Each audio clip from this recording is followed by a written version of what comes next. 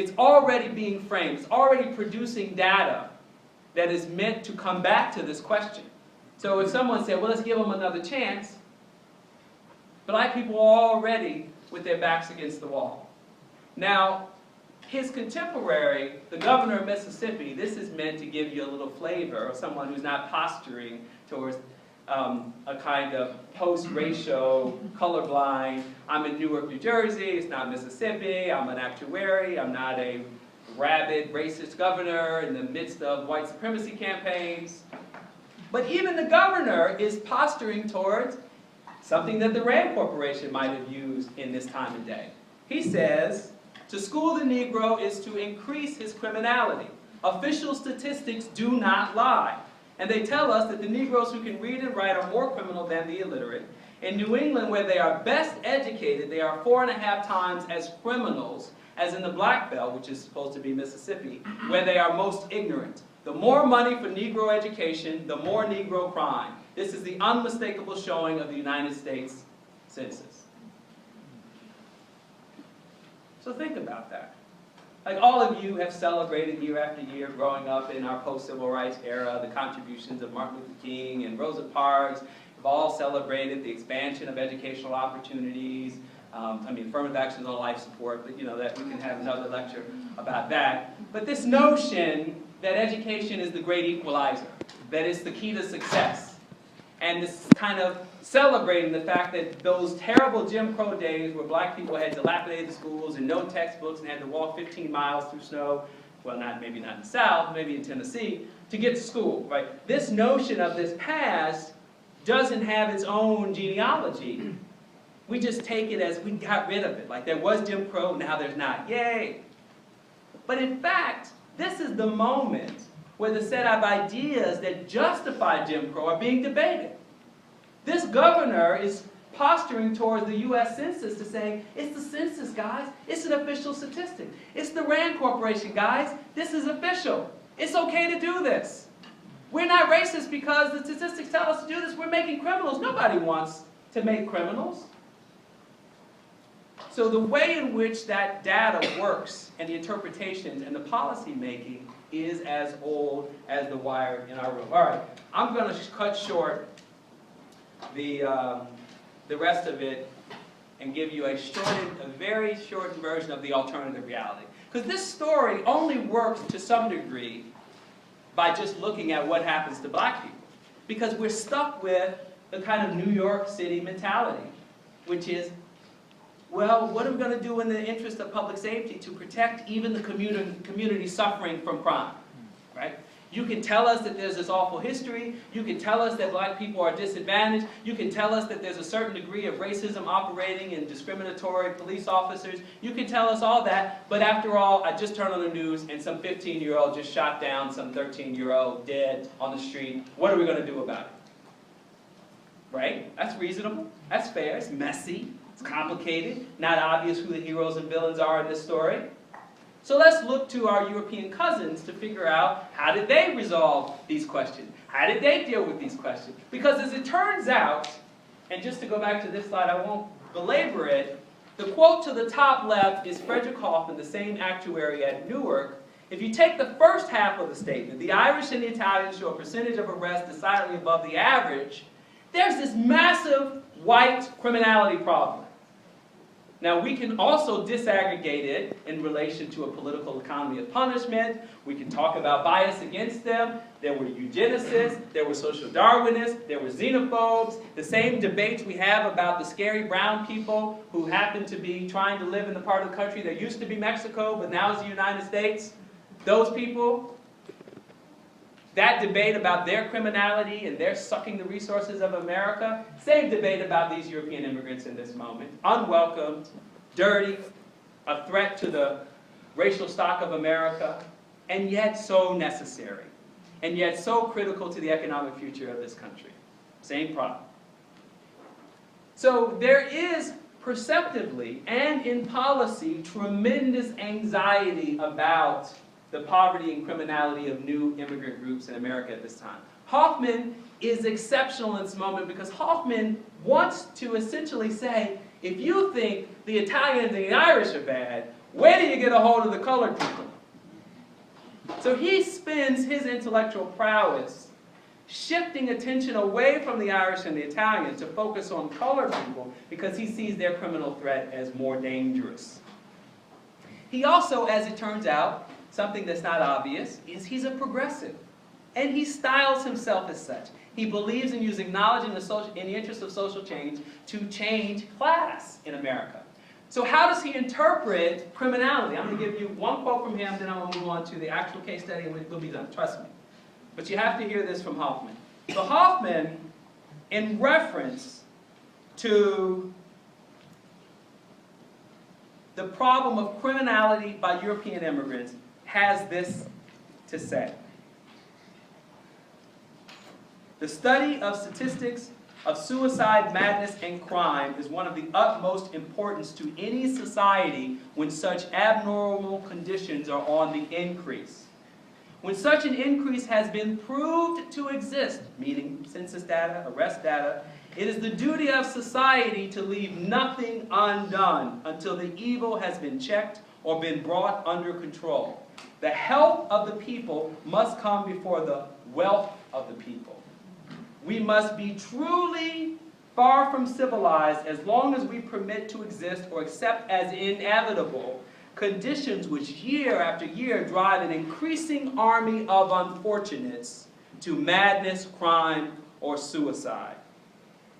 It is the diseased notion of modern life, almost equal to being a religious conviction, that material advancement and prosperity are the end, the aim, and general purpose of human life.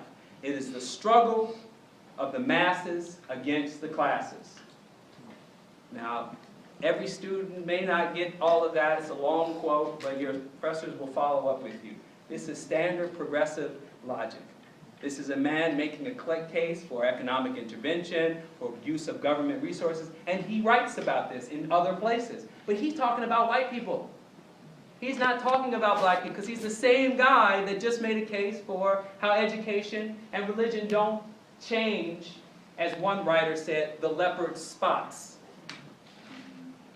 So this rejection of the idea that you could actually help black people, even if you say, okay, damn it, they commit too much crime, once we get rid of the racism, once we get rid of convict leasing, once we get rid of all those factors, and say there's still too much crime, what are we going to do about it? For white people, Hoffman's saying, society must leave nothing undone until it has helped the great army of unfortunates. For black people, Du Bois responding to Hoffman, and he responded to him directly in 1897. Here in 1910, he's writing an essay called The Souls of White Folk. Du Bois being the first black social scientist to have a national platform to challenge and take on these questions. He says, murder may swagger, theft may rule, and prostitution flourish, and the nation gives but spasmodic, intermittent, and lukewarm attention. But let the murderer be black, or the thief brown, and the righteousness of indignation sweeps the world. It is blackness that is condemned, and not crime. He's calling out a double standard. Okay, here's a quick case study. So, what to make of this double standard? Well, it turns out that, and I love this image, especially with young people, because you'll never ever see in modern circulation, in real life, you'll see it on Boardwalk Empire, you'll see it in Once Upon a Time in America, you'll see it in some grainy 8mm films of the turn of the 20th century with a Martin Scorsese take on early urban poverty in gangs of New York, you name it. But real artifactual evidence, you'd have to go to the Museum of the City of New York, you'd have to read Jacob Riis's How the Other Half Lives. We just don't have a good historical memory of a time when our inner cities were overwhelmingly white, fraught with the same social problems as define many brown and black inner cities today. Here's another thing. Turns out that there's a lot of white social problems and challenges in rural and exurban America that just simply doesn't make the news. But you know what I'm talking about. Here, this is Chicago. This is an illustration of Chicago with a prisoner reentry organization called the Central Howard Association from an annual report in 1907. I'm going to do this very quickly. So let's just deconstruct very quickly what we see. We see a dilapidated house in the foreground, very obviously, shingles are missing, a broken window. We see a sign that says washing done, which is meant to illustrate the class position of the homeowner, a washerwoman, which is a form of domestic work that almost singularly became black over the course of the 20th century. We see a white woman standing in her doorstep with a whole bunch of kids, 5 of them to be exact. So many, she can't keep up with them because 2 of them are fighting in the middle of the street on their way to being juvenile delinquents. She's got a rambunctious dog barking at the kids fighting. And in the midst of all this, we have a police officer carting away a man. We don't know if the police officer is abusive. We don't know if the man is the father. All we know is this is a scene of inner city white criminality and poverty that would give any civic reformer in this day and age a whole lot of anxiety and concern. And guess what? Most of you and your parents would not want to live in this neighborhood. It looks all too familiar to us, except everybody in this image is white. And as it turns out, the old complaint from Boys in the Hood from 1995 that John Singleton's image of all the billboards advertising liquor in the neighborhood, well, what you can't make out too well is just over the protesting man's arm is a sign that says saloon. So this space has all of the markings of a reality then that really shaped most of the imagination of the progressives and gave birth to all of their energy and zeal for figuring out how do we get in there and help those people. So don't just take my word for it, because they were very explicit about how they wanted us to read and interpret this moment. So think about Bill O'Reilly, who recently criticized the president over the Zimmerman verdict, his critique of him, essentially saying that the problem for black people today is broken homes. And until black people get their stuff together, that will continue to drive the chaos that goes on in black communities. And essentially the state, nor civil society, nor the public sphere has any responsibility to actually help black people till they get their stuff together. But what did the progressives say 100 years ago when it was the same broken home and the same poverty, the same juvenile delinquents who, and I don't have the time to read you the quote from Adams, you'll have to read Condemnation yourself, were shooting and killing each other in cold blood on the street. So they say, so first of all, they say how criminals are made, talk about the didactic voice. They don't want any mystery about what it is they want you to take away from this moment. How criminals are made, so long as there are bad tenements, sweatshops, brutal policemen, bad jails, child labor, dishonest and grinding employers, saloons and gambling dens, so long as boys are taught to fight and allowed to carry firearms, so long as fathers are indifferent deserters and mothers must maintain the family by the washboard, so long crime will continue. What will you do to help this association to prevent it? There's no personal responsibility there. There's not a whole lot of parental responsibility. There's a little bit. But by and large, the call here is, we got to help these people. This is not about isolating them. This is not about quarantining them. This is not about justifying urban, northern, post-racial segregation. This is not a policy for stop and frisk. This is a plea for help. And that essentially is the story of the alternative reality. I'm going to move to these last 2 slides just quickly. So this alternative reality is captured in this political cartoon from the NAACP, the leading civil rights organization of its time, editorial pages calling out what it calls American logic. So this again, so I'm playing the role of a historian. I am posturing here to a form of evidence that I want you to understand. This isn't just Khalil Muhammad with a talking head pundit opinion. This is essentially giving you the evidence of people living in this moment who are calling attention to a double standard that exists in their moment. And the American logic is this, that the guy on the left, so the 2 guys who are on the bordering the image are what I like to say, they are our contemporary saggers, right? Their pants are not hanging below their butts, but the way in which they are drawn is meant to signal their class difference, to signal their shadiness, that they are people to be watched.